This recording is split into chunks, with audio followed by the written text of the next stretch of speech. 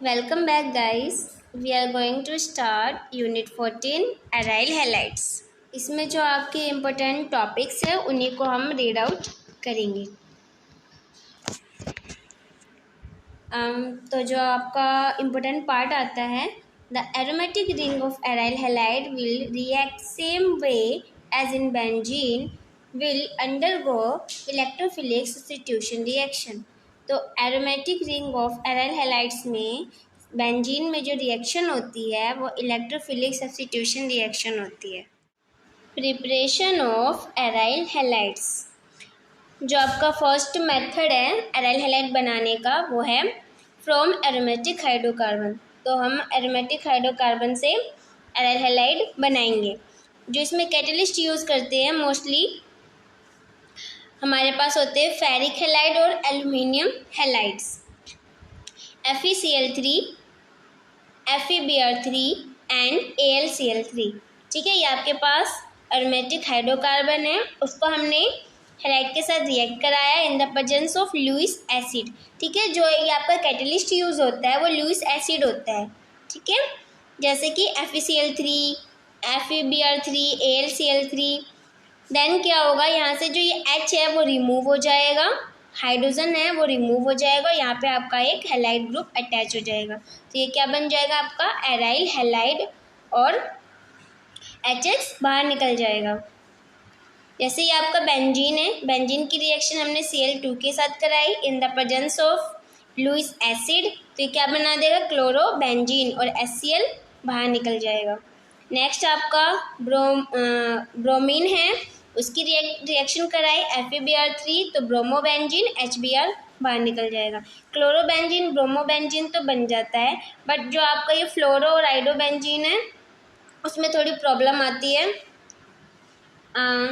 एक और रिएक्शन देख लो, बेंजीन है 2Cl2 के साथ रिएक्ट कराते हैं FeCl3, यहाँ पे 2 क्लोरीन ले रहे हैं, तो यहाँ पे हमारे जो प्रोडक्ट बनेंगे वो 2 बनेंगे, 1,2 डाइक्लोरोबेंजीन और 1,4 डाइक्लोरोबेंजीन। ठीक है, ortho and para group position पे अटैच हो जाएंगे।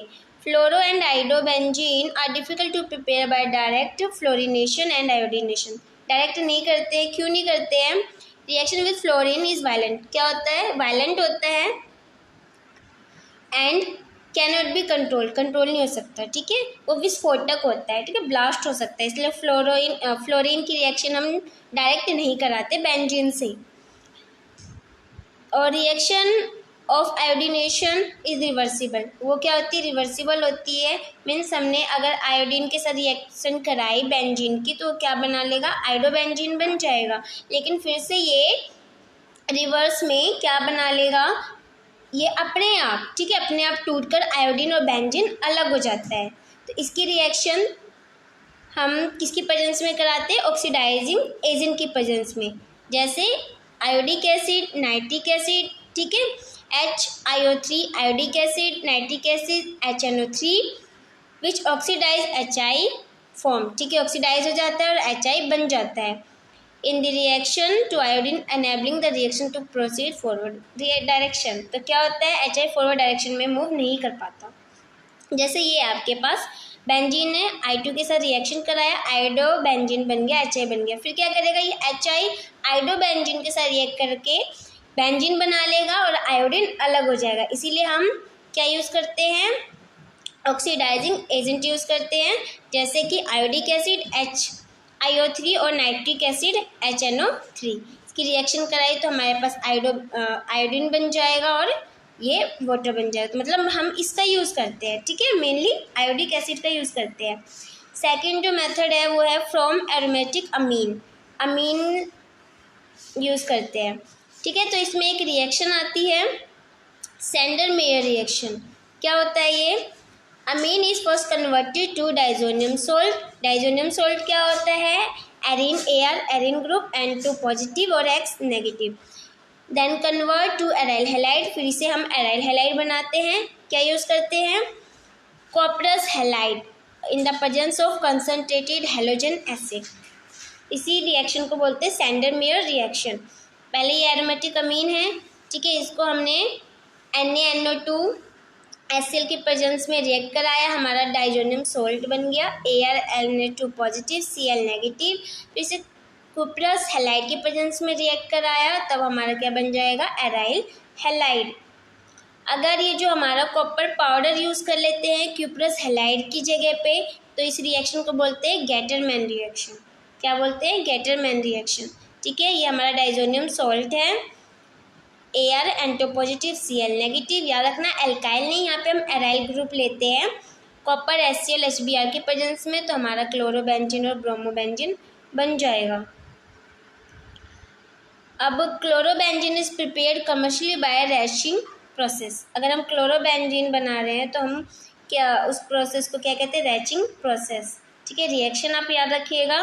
ये हमारे पास बेंजीन है, HCl के प्रेजेंस में कराया, हाफ O2 लिया इन द प्रेजेंस ऑफ CuCl2, तो हमारा क्या बन जाएगा, क्लोरोबेंजीन और H2O बाहर निकल जाएगा।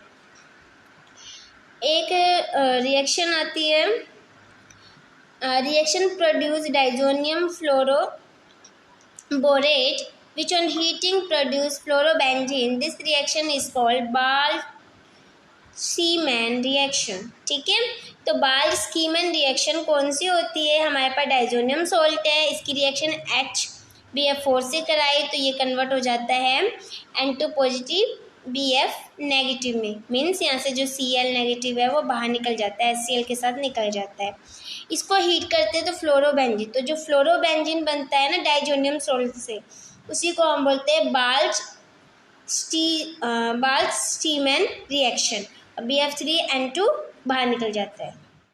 नेक्स्ट जो इम्पोर्टेंट टॉपिक है, reaction of aryl halide.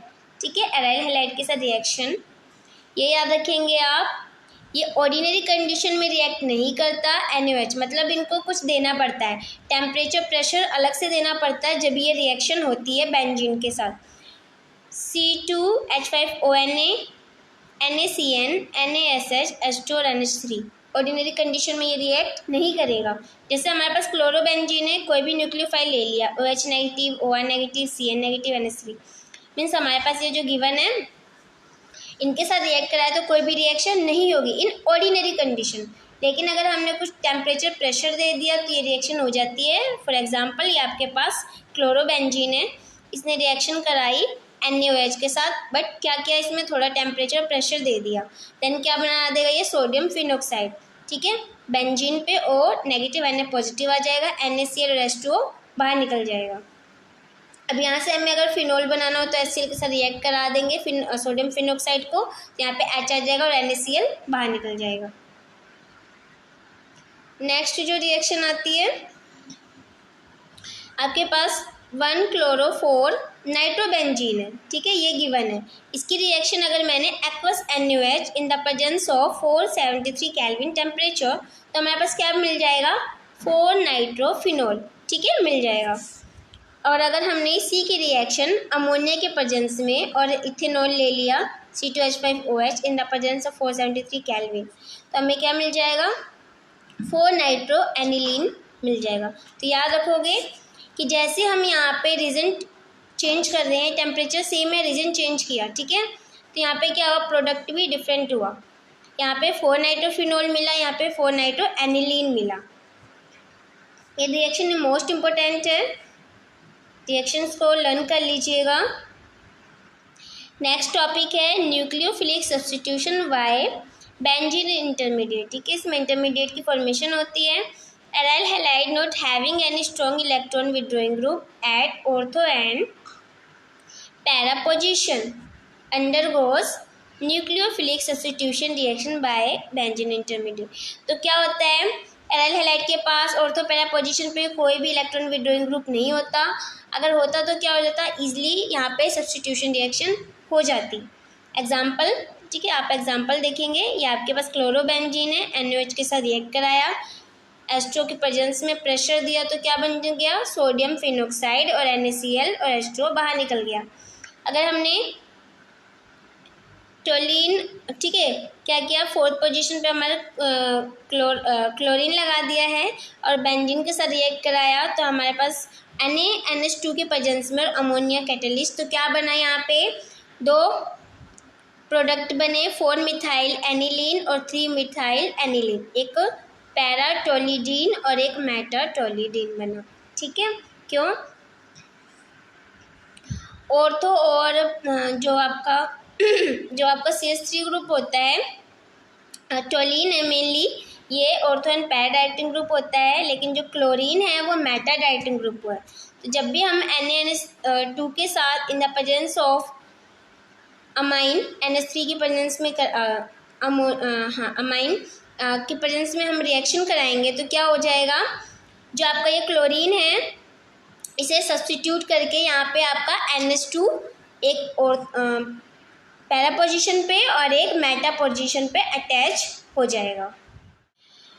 Next जो इम्पोर्टेंट टॉपिक है आपका इलेक्ट्रोफिलिक सब्स्टिट्यूशन रिएक्शन।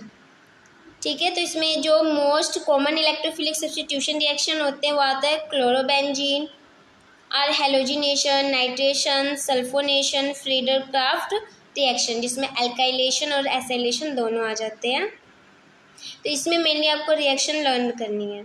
इसमें हम क्लोरोबेंजीन की रिएक्शन कराते हैं किसके साथ, अगर हम क्लोरोबेंजीन की reaction Cl2 in the presence of FeCl3, ठीक है, लुईस एसिड के प्रेजेंस में कराते हैं तो क्या होगा, हमारे ऑर्थो एंड पैरा पोजीशन पे Cl ग्रुप अटैच हो जाएगा। ठीक है, 1,2 डाइक्लोरोबेंजीन और 1,4 डाइक्लोरोबेंजीन बन जाएगा।